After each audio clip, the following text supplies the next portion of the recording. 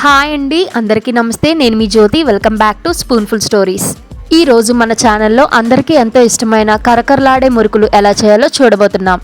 మురుకులు చేసేటప్పుడు చాలా గట్టిగా వస్తూ ఉంటాయి కదండి, కానీ నేను చెప్పే ఈ పక్కా కొలతలతో చేస్తే అచ్చం బయట కొన్నట్లుగా గుల్లగా కరకరలాడుతూ వస్తాయి. మరి లేట్ చేయకుండా ప్రాసెస్లోకి వెళ్ళిపోదామా?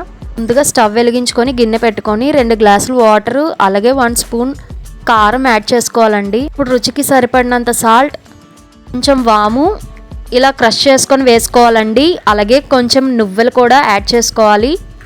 1 స్పూన్ నెయ్యి కూడా యాడ్ చేసుకొని ఒకసారి బాగా మరిగించుకోవాలండి మీడియం ఫ్లేమ్లో పెట్టుకొని. ఇప్పుడు మనం 2 గ్లాసుల బియ్యపిండి కూడా యాడ్ చేసుకోవాలండి. మనం పెద్ద గ్లాస్తో బియ్యపిండి తీసుకుంటే 1 టీ గ్లాస్ మైదా సరిపోతుందండి. నేను 1 టీ గ్లాస్ మైదా తీసుకుంటున్నాను. ఇప్పుడు టీ గ్లాస్ మైదా కూడా యాడ్ చేసుకొని ఒకసారి బాగా కలుపుకోవాలండి ఆ వేడి మీదే. ఇప్పుడు స్టవ్ ఆఫ్ చేసుకొని పక్కన పెట్టుకోవాలి. పిండి మిశ్రమాన్ని అంతా వేరే గిన్నెలోకి ట్రాన్స్ఫర్ చేసుకోవాలండి. చూడండి, ఇలాంటి తడి కర్చీఫ్ని తీసుకొని మనం వేడిగా ఉన్నప్పుడే బాగా కలుపుకోవాలండి.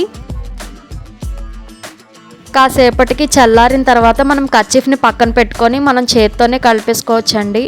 మొత్తం పిండంతా కలిసేంత వరకు బాగా కలుపుకోవాలండి. పిండి ముద్దని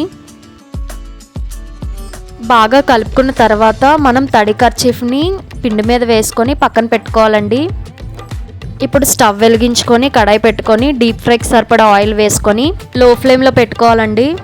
ఇప్పుడు మురుకులు గొట్టం తీసుకొని నేను చూపిస్తున్నట్టుగా స్టార్ షేప్ ప్లేట్ పెట్టుకొని ఆయిల్ అప్లై చేసుకొని మనం పిండి ముద్దను పెట్టుకోవాలండి. చూడండి, నేను చూపిస్తున్న విధంగా ఇలా పెట్టుకోవాలండి. పెట్టుకొని మనం మురుకులు వేసుకోవాలండి. మనం మురుకులు వేసుకునేటప్పుడు ఆయిల్ అనేది హై ఫ్లేమ్లో ఉండాలండి.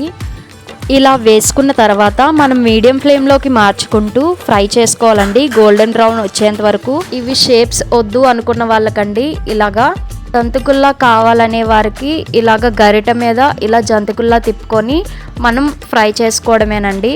మనం మురుకులు అనేవి ఫ్రై చేసుకునేటప్పుడు ముందుగా మనం హై ఫ్లేమ్లో పెట్టుకోవాలండి. తర్వాత మీడియం ఫ్లేమ్లోకి మార్చుకుంటూ ఫ్రై చేసుకోవాలండి గోల్డెన్ బ్రౌన్ వచ్చేంత వరకు.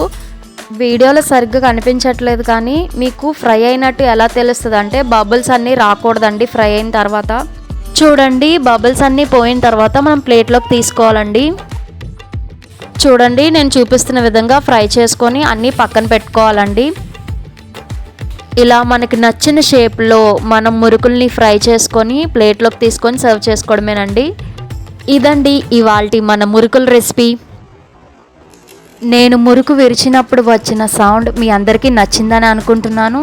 ఆ సౌండ్ వింటేనే అర్థమైపోతుంది ఇవి ఎంత గుల్లగా సాఫ్ట్గా వచ్చాయో కదా. మీరు కూడా ఖచ్చితంగా ట్రై చేయండి.